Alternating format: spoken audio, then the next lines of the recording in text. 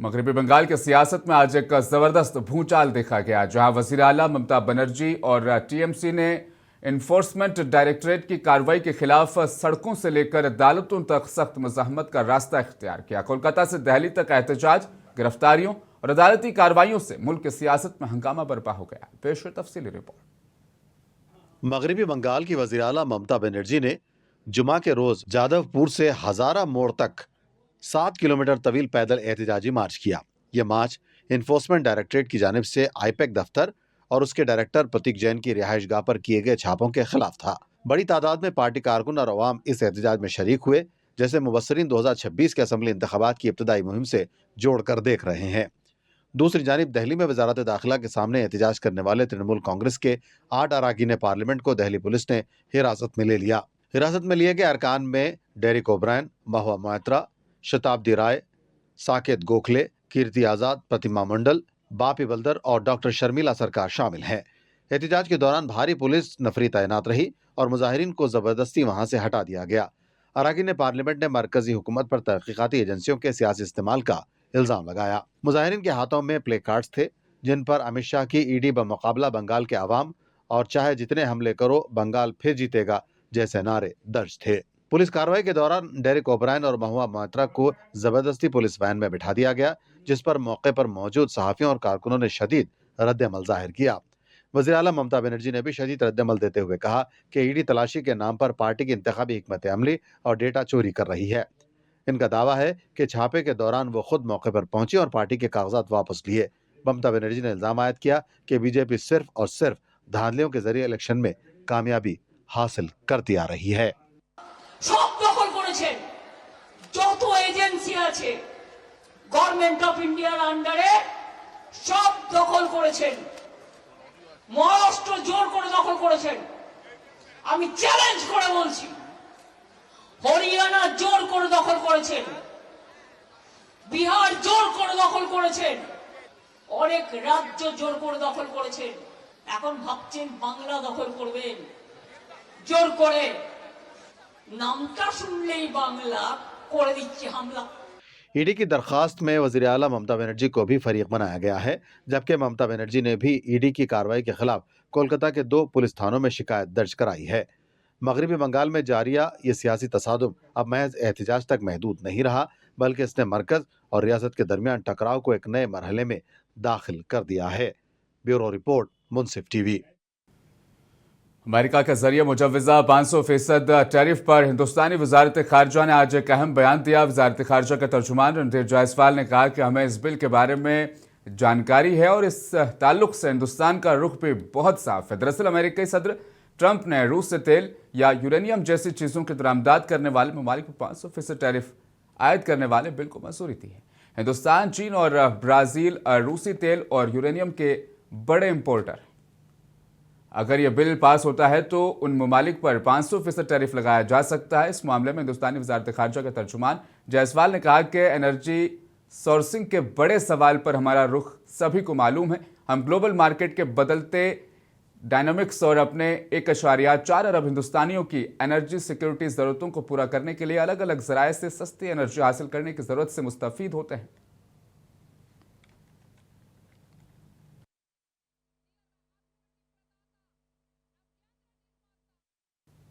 तो वहीं इस बीच कांग्रेस सदर मल्लिकार्जुन खड़गे ने वज़ीर आज़म नरेंद्र मोदी पर शदीद तनकीद करते हुए इल्ज़ाम आयद किया कि उनकी क़यादत वाली हुकूमत ने हिंदुस्तान की खारजा पॉलिसी, खासतौर पर गैर वाबस्तगी और स्ट्रेटेजिक खुदमुख्तारी के असूलों को गहरा नुकसान पहुंचाया। खड़गे ने कहा, वज़ीर आज़म मोदी का यह दावा कि वो मुल्क को झुकने नहीं देंगे ज़मीनी हकीकत से बिल्कुल मुतसादिम साबित हो रहा है।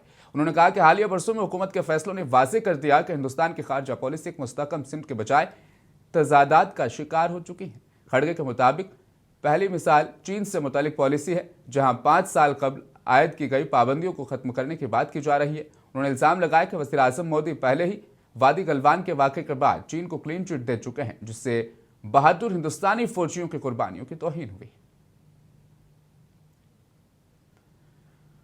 वज़ीर दिफा राजनाथ सिंह का कहना है कि भारत अब कमज़ोर नहीं रहा, अब हम अपना हथियार खुद तैयार कर रहे हैं। हमारी डबल इंजन वाली हुकूमत ने तरक्की को फ़रोग़ देने के लिए यूपी एरोस्पेस और defence unit employment promotion policy बनाई। राजनाथ सिंह लखनऊ में एक प्रोग्राम के दौरान ये बात कर रहे थे। साथियों, अब हमारा भारत ये कमजोर भारत नहीं रहा है। हमारा भारत अब अपने हथियार खुद बना रहा है और मैं समझता हूं उत्तर प्रदेश भी इसमें लगातार आगे बढ़ता जा रहा है। और हमारे उत्तर प्रदेश की डबल इंजन की सरकार ने उत्तर प्रदेश में विकास के इस काम को इस तेजी से आगे बढ़ाने के लिए एक नई नीति बनाई है। उत्तर प्रदेश के वज़ीर आला योगी आदित्यनाथ और वज़ीर दिफा राजनाथ सिंह ने जुमा को अशोक लेलैंड के नए ईवी मैन्युफैक्चरिंग प्लांट का इफ्तिताह किया। हिंदुजा परिवार को उनके सरमायाकारी पर मुबारकबाद देते हुए सीएम योगी ने उत्तर प्रदेश हुकूमत पर उनके एतमाद के लिए भी शुक्रिया अदा किया और इस प्रोजेक्ट को रियासत के लिए इंतहाई अहम करार दिया।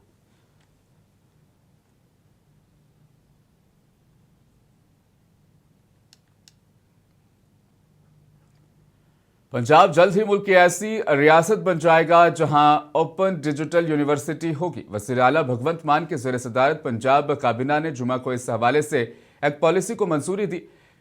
आईटी के दौर में डिजिटल यूनिवर्सिटियों की मांग अब तेजी से बढ़ रही है। डिजिटल यूनिवर्सिटी में तलबा को कॉलेज जाने की जरूरत नहीं है, वो ऑनलाइन क्लासेस में शिरकत कर सकते हैं। पंजाब के वज़ीर खजाना हरपाल सिंह चीमा ने बताया कि काबीना ने private digital open university policy 2026 को मंजूरी दे दी है। उन्होंने कहा कि इससे लाखों तलबा को फायदा होगा जो कॉलेज जाने से कासिर है। देखिए, पंजाब देश का पहला राज्य बना है जिसमें डिजिटल यूनिवर्सिटी की स्थापना हमने करने की पॉलिसी को आज प्रवानगी दी है।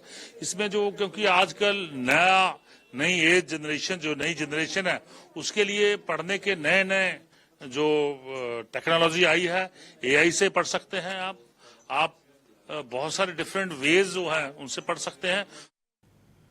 भारत की खारजा पॉलिसी के नए ज़ावियों और आलमी ताल्लुकात में बदलते किरदार पर मबनी एक अहम फ़िक्री व इल्मी नशिस्त का इनेकाद FCC ऑडिटोरियम में अमल में आया। यह program foundation for culture and solidarity के ज़ेर एहतमाम मुनक़िद हुआ, जिसमें साबिक वज़ीर ख़ारजा सलमान खुर्शीद की किताब पर तफसीली गुफ्तगू की गई। प्रोग्राम के दौरान सलमान खुर्शीद ने भारत की खारजा पॉलिसी के मुख्तलिफ पहलुओं, आलमी सिफारती चैलेंजेस, इलाकाई सियासत और मुस्तकबिल के इम्कानात पर अपने ख्यालात का इजहार किया। उन्होंने कहा कि बदलते आलमी मंजरनामे में भारत को मुतवाज़िन, असूली और दूरंदेश खारजा पॉलिसी बनाने की जरूरत है।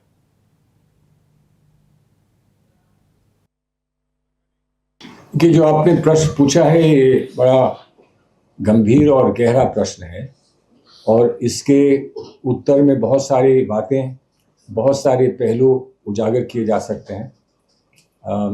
आपने फिलिस्तीन की बात करी, यूक्रेन की बात भी हो सकती है, उसके साथ साथ हमारे पड़ोस की बात हो सकती है।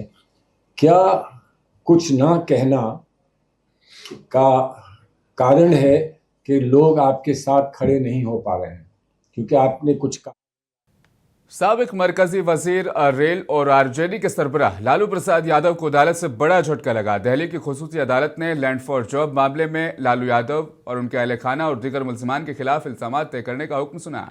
यह मामला रेलवे में दर्जा चाहरम की नौकरियों के एवज जमीन हासिल करने से मुतालिक है, जिसे अदालत ने एक मुनज़्ज़म साजिश करार दिया। अदालत ने लालू यादव और दीगर की जानिब से दायर बर्रियत की दरख्वास्तों को मुस्तरद करते हुए कहा कि उन दलाइल में कोई वजन नहीं है। उधर इल्जामात तय होने के बाद राष्ट्रीय जनता दल की जानिब से रद्दअमल सामने आया। पार्टी के तर्जुमान ने कहा कि जो लोग सियासी तौर पर लालू खानदान का मुकाबला नहीं कर पा रहे हैं, वो जांच एजेंसियों के जरिए उन्हें निशाना बना रहे हैं। आरएलएम के सरबराह उपेंद्र कुशवाहा ने लालू यादव पर इल्जामात आयद करने के मामले पर कहा कि इस बात के काफी सबूत हैं कि नौकरियां दी गई और जमीन ली गई। अदालत का फैसला तवक्को के मुताबिक है। पहले ही से लोगों के बीच में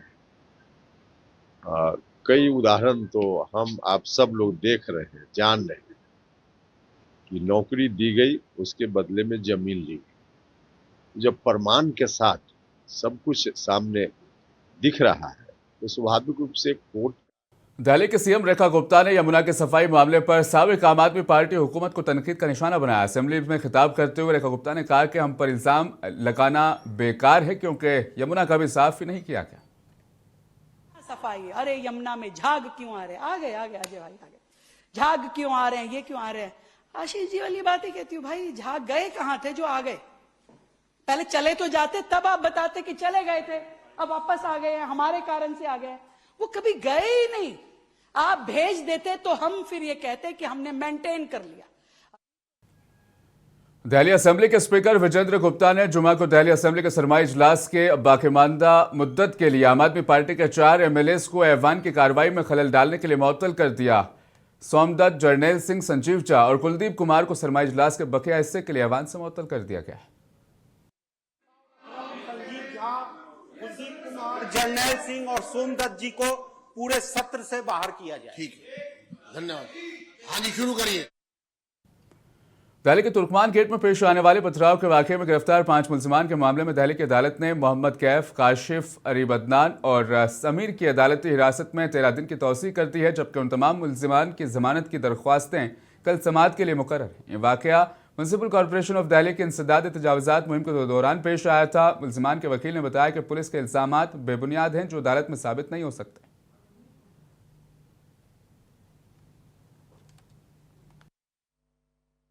कि जो पुलिस की स्टोरी है वो अगर से हमारी बेल एप्लीकेशन देखी जाए या जो एविडेंस हमारे पास है उसको देखा जाए तो पुलिस की स्टोरी कहीं भी जो है वो बेस नहीं करती। वो 2 मिनट के अंदर जो है वो रह जाएगी, क्योंकि हमारे पास जो सीसीटीवी फुटेज है पुलिस बताती है कि 12:04। हिमाचल प्रदेश में एक निजी बस के उलटने और खाई में गिरने से कम 9 अफराद हलाक हुए और 40 दीगर जख्मी हो गए। हादसा सरमूर जिले में जुमा को पेश आया। गाड़ी एक पहाड़ी हिस्से पर कंट्रोल खो बैठी और उलटने से पहले गहरी खाई में जा गिरी। धमाके से बस मुकम्मल तौर पर तबाह हो गई।